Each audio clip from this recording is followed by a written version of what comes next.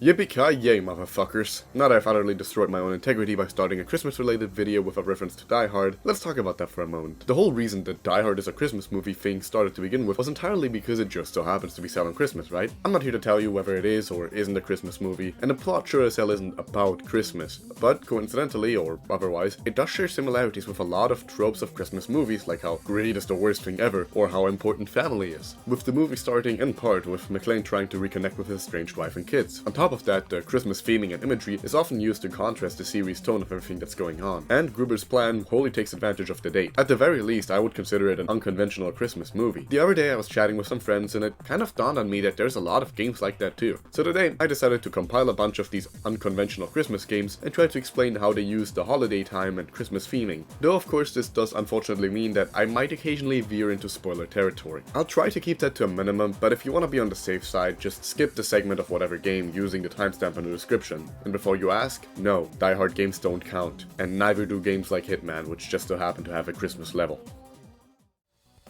But before we do that, let's talk about something adjacent real quick. Die Hard 2 takes place around Christmas too, but unlike the first, it doesn't do anything with the traditional Christmas movie themes. There's a bunch of games that fall into the same category. Let's take a look at these first. Batman Arkham Origins and ESP I've never played, but they do take place on Christmas, so I'm including them anyway. Alone in the Dark 2 takes place on Christmas, but is actually about voodoo pirates. Bayonetta 2 does absolutely nothing of value with the Christmas theming past the first level. Note, I was explicitly asked to put this Christmas art in the video, so here you go. Crisis Beat has some Christmas decor around the levels that you can use to beat the shit out of enemies, but that's pretty much it. Extermination takes place on Christmas, but outside of there being a romance subplot, there's really nothing even remotely Christmas adjacent in it. In fact, it takes place 3 weeks before Christmas, but all the imagery boils down to a little more than it being snowy, and somehow I don't think that matters in a game where you blow up zombies with your own blood while listening to Slipknot music, which I now consider essential holiday carols. Hybrid Heaven starts on December 19th, but God knows I could not tell you what actually happens in that game. What I can tell you is that it's got nothing to do with Christmas,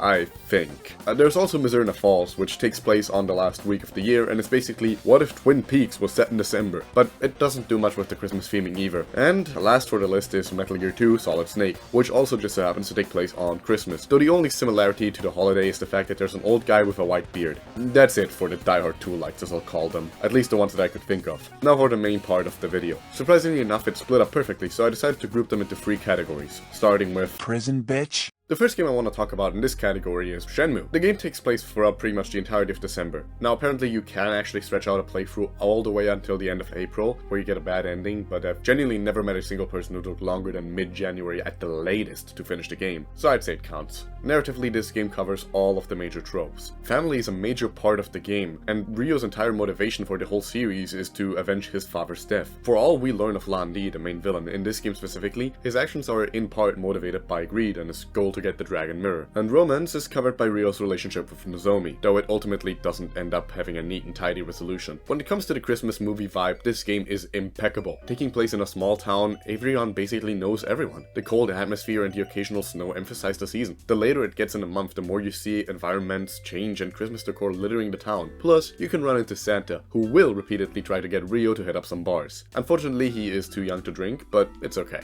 I know this game's divisive, but if there's one thing nobody can deny, it's just how cozy it feels. Aside from just actively playing into the stereotypical holiday themes, the game also uses them to contrast the plot. The holiday season is usually associated with togetherness and spending time with your loved ones. Now it's twisted into this backdrop of a revenge story that causes someone to push everyone who cares about him away. It's an extremely strong dichotomy that really adds to the game's atmosphere. Similarly, Yakuza is a Christmas series. 1, 2, 5, 0, Judgement, and Lost Judgment all take place around the holiday time. And while I do think the utilization of the themes becomes progressively less intense with each one, I'd at the very least consider the first 2 Die Hard 1 style games, with each using different tropes and themes out of the pool of stereotypes. Narratively, let's start with 1. This is hands down the most Christmas game out of all of them. Family values? Check. Romance? Check. Villain blinded by greed? Check. Bad person realizing the error of his ways in the end? Debatable. I mean, really have it all covered. Yakuza 2 is also very family and romance oriented, though this time instead of being that for Kiryu, it's for Sayama. It has pretty much the same exact themes, and the credits even play Silent Night Holy Night. These are absolutely Christmas games. Judgment and Lost Lost Judgment, on the other hand, basically have no holiday themes at all unless you count Yagami being able to get a girlfriend as a gameplay mechanic as romance, and I'm really not about to get into the semanticalities of that. 5 and 0 both have holiday themes, but it's generally very one-sided. 5 has a big emphasis on family, but really only with Kiryu and Hannukah. And I really don't even remember what happens in the rest of the game because it's just a mess pacing-wise. And then 0 has a big emphasis on romance with Majima's half of the story, but that's about it. They very much belong to the Die Hard 2 category. Aesthetically, meanwhile, it's a bit different. The Judgment games have virtually no Christmas imagery at all, and 1, 2, and 0 have barely any either. I think it snows sometimes during 2 and 0, but I'm not too sure. And there's Christmas trees all over the place, especially the big one in the middle of Millennium Tower that's there in both 1 and 2. I don't think it even snows once in 1 now that I think about it.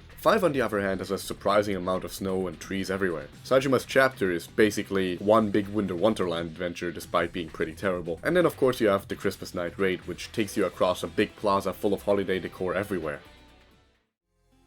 For the adventure category, I want to start with the series that's my namesake, Hotel Dusk and Last Window, because yes, these are both Christmas games. The first one takes place just after Christmas on the 28th, and the second takes place for most of December from the 18th to the 26th. If at any point in the video you'll get the impression that I'm stretching my own rules, then it's probably with this segment. Out of the two, Last Window is easily the more Christmassy of the two, and Hotel Dusk is like the opposite of what you'd associate with Christmas. The game takes place in some rundown hotel in the lower areas of LA where it rarely ever snows, and Christmas itself has already come and gone. There's that one part in Chapter 7 though, where you do decorate a Christmas tree, and it's pretty nice. The only real stereotypical Christmas theme in the game is family, and even then that's not exactly covered in the traditional sense, so Die Hard 2 like it is. Last Window, on the other hand, I'd say very much fits into the Die Hard 1-like category. Unlike the first game, family is pretty much the central theme here. Cal spends most of the game looking for clues relating to his father's last job, and he periodically gets calls from his mother trying to keep up contact with him. Sure, most of the game takes place holed up in Cal's apartment, but the rare times we do see outside of the complex, the game paints a cold atmosphere. And then of course you have Chapter 7, which takes place on Christmas Eve, opening with a monologue from Cal narrating his experience with the holiday, explaining his thoughts on it, and so on. It's an extremely strong character moment. The entire game repeatedly uses the time frame as a backdrop for a lot of character introspection, not just for Cal, but for all major residents of the apartments. Since they're all being evicted at the end of the month and the building is getting torn down, the end of the year marks a certain finality to a chapter of all of these characters' lives, and the way they deal with the sudden change. I'd say in some abstract way that totally works as a Christmas story.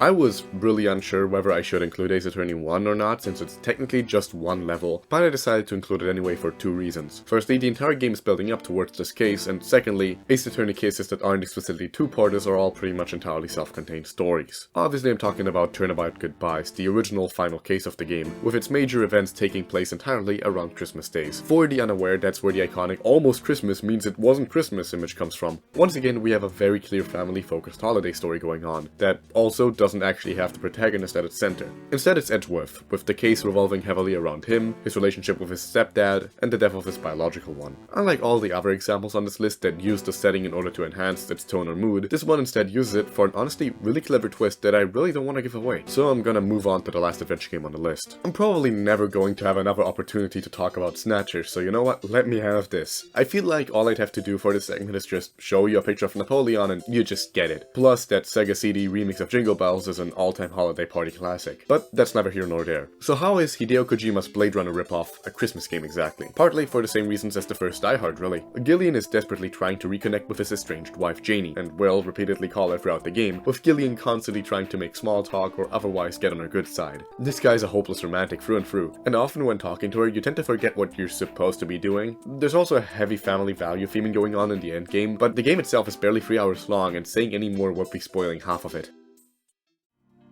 And lastly we have horror, and for this I picked Parasite Eve, Blue Stinger, and Lifeline. Oh trust me, we'll get to that one. I'm first gonna talk about how they all deal with the season aesthetically and atmospherically, since they all do it in the same way. Christmas decor scattered around on occasion, cold environments and snow falling from the sky, remnants of festivities remaining destroyed. It's supposed to create a sense of dread that these places supposed to bring joy and happiness on such occasions are instead desolate and decaying. This alone makes any festivity a fantastic setting for a horror game. I'm not saying that someone should make a horror game on Easter where instead of item boxes you find half-blind, half-broken egg baskets, but I am saying I wouldn't be opposed to the idea. Now let's talk about what they all do individually on a narrative level. I'll start with Blue Stinger since that's the easiest one. Romance and family are both covered. The former is Elliot trying to bang every female-looking thing he comes across, and the latter is Dogs reconnecting with his estranged family. Well, I say that, but the former feels more like a 6th grader's attempts at flirting rather than an actual romance, and the latter should be labeled a form of abuse because of how out of nowhere it comes. I mean all of this in a good way, for the record. This game is so unbelievably and uniquely goofy that you can't help falling in love with its absolutely whack job story and cast, even if half the shit in it makes no sense. Or maybe that's exactly why. Either way, this game also covers one of the aspects of the holiday season that I hate the most, and that none of the others even touch on outside of maybe Cal's monologue in Last Window. Of course I'm talking about commercialism, baby.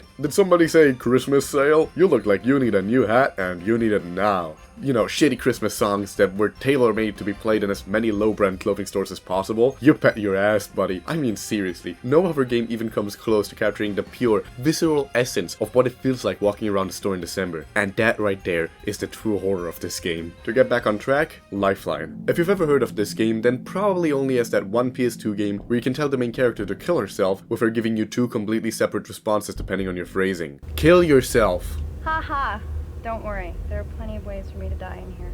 Suicide. Suicide? Don't be stupid, there are people who are counting on us. Yeah, this is a Christmas game, once again with a focus on romance. This very unique game starts on Christmas Eve when a holiday party at a space station hotel is interrupted by an alien attack. Since the main character is then trapped in the main control room, you instead have to direct all your orders via voice commands to one of the survivors, the waitress Rio. And then you have to work together. The reason I gave such a detailed plot setup for this game as opposed to all of the others is because without that, what I'm about to say is going to make absolutely no fucking sense. So aside from escaping, that is the operator's main goal, is to find his missing girlfriend Naomi. Meanwhile, Rio has a similar family-oriented goal of her own. So that covers the family and romance. The main villains are also blinded by their greed, which was ultimately their downfall. Checks out perfectly, right? But that's not why I think it's a Christmas game. This game is ridiculously unresponsive with its voice commands to the point where it's become downright infamous over it. Receiving port, run. The receiving port. Run. Okay. Pardon? Run! Forget it. There's Run! No point. Yes. Have you ever gotten into a heated argument at the family holiday dinner? This game will put you right into that mindset. I mean, seriously, when I first played this game years ago, I sometimes got so mad at Rio not following my directions that my screaming got my throat sore. And trust me, replaying it for this video wasn't any better, as you can probably hear. No. Why can't you? It's just a shutter. No. He says he can. No, I did not say that I can. Oh.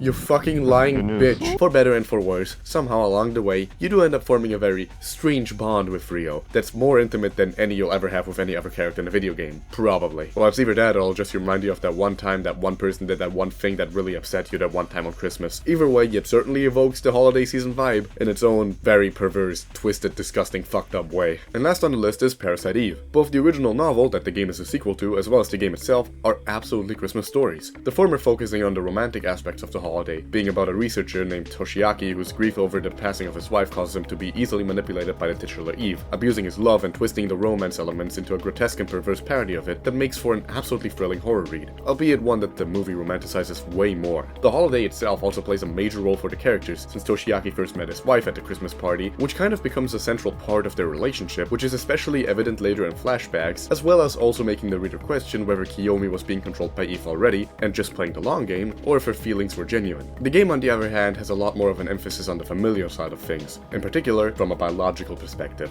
We'll get to that in a second, but I first have to address something. Yes, the third birthday is a Christmas game too. Yes, it is one by virtue of the presence of both family values and romance as a central theme, and no, I don't want to talk about the game's story any more than I have to, so that's all I'll say. Anyway, back to PE1. This game handles its themes in a similar way to Ace Attorney 1 and Yakuza 2. Aya herself does have a lot of inner troubles going on, and major part of the plot does have to do with her relationship with her dead sister Maya, not to mention the game starts on Christmas Eve with her out and about on a holiday date. But then her lover runs for his life, never to be seen again. The majority of the stereotypical themes belong to the B-plot relating to Aya's partner, Daniel. Most of his arc throughout the game is trying to reconnect with his ex-wife for the sake of their child, whom he's grown distant from due to being too focused on his work as a cop, which is why his wife left him to begin with him winning full custody despite not being able to always be there for his kid, because as he puts it, every child needs a father. It's an honestly incredibly well-explored relationship, and one that Aya serves as a surprisingly strong emotional support to. Not even just her, the entire police department actively supports him in his endeavors, trying to get him to fix his relationship and get closer to his son again.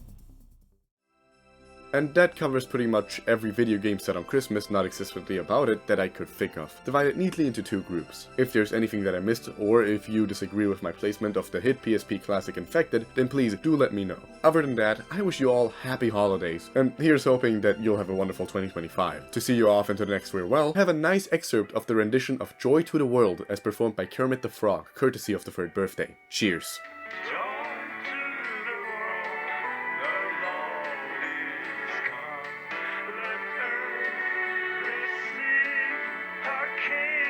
I swear to God there was a Christmas tree here on Theater Square. I know it was, I just can't prove it, but I know it was there. I checked every fucking game. I checked even the ones that don't take place on Christmas, but it's not there. I mean,